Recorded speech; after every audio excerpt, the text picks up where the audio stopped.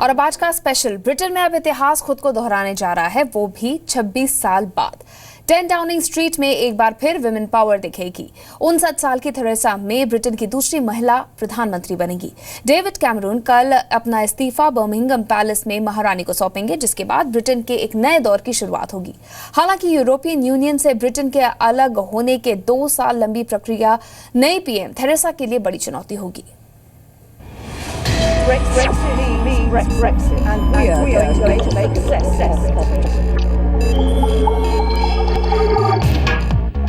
Britain में 26 साल बाद इतिहास बदलने को है। 10 डाउनिंग स्ट्रीट में नई आयरन लेडी की एंट्री होने जा रही है। नाम है Theresa May. Theresa David Cameron सरकार में गृह मंत्री थी। ब्रिटेन के इतिहास में सबसे ज्यादा वक्त तक गृह मंत्री रहने वालों में से एक थेरेसा को पीएम उम्मीदवारों में टक्कर दे रही एंड्रिया लिंडसम ने खुद ही इस रेस से बाहर होने का फैसला किया। थेरेसा बुधवार को यूरोपियन यूनियन से ब्रिटेन के बाहर होने के फैसले के बाद पीएम पद छोड़ने का ऐलान करने वाले कैमरन की जगह लेंगी। वो ब्रिटेन की दूसरी महिला प्रधानमंत्री होंगी। थेरेसा से पहले मार्गरेट थैचर 11 साल तक देश की प्रधानमंत्री रही। अब थेरेसा के सामने एक नया इतिहास लिखने की चुनौती है। थेरेसा ब्रिटेन के यूरोपियन यूनियन में बने रहने की समर्थक थी, लेकिन पीएम बनने के बाद उनकी सबसे बड़ी चुनौती ईयू से निकलने की 2 साल लंबी मुश्किल प्रक्रिया को सही तरीके से पूरा करने की होगी। वो भी तब जबकि यूरोपियन यूनियन के दूसरे सदस्य देश पहले ही साफ कर चुके हैं कि वो ब्रिटेन को आसान शर्तों पर बाहर नहीं जाने देंगे। During this campaign, my case has been based on 3 things. First, the need for strong, proven leadership to steer us through what will be difficult and uncertain economic and political times.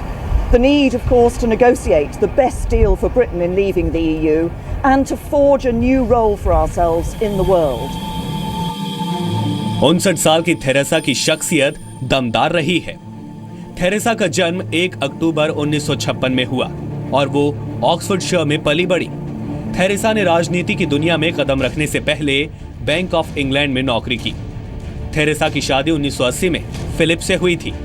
दिलचस्प बात यह है कि इन दोनों की मुलाकात Oxford के Saint huge college में एक डांस प्रोग्राम के दौरान पाकिस्तान की पूर्व प्रधानमंत्री बेनजीर भुट्टो ने कराई थी।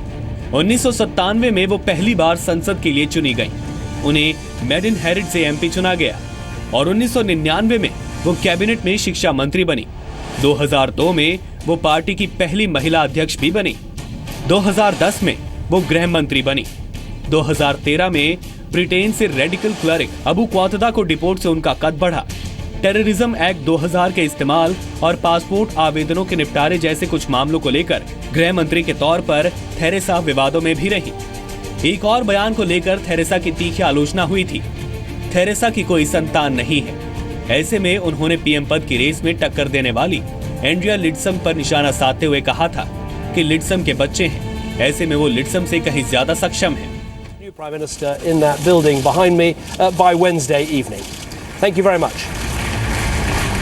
कैमरन का कार्यकाल इस साल 9 सितंबर तक है।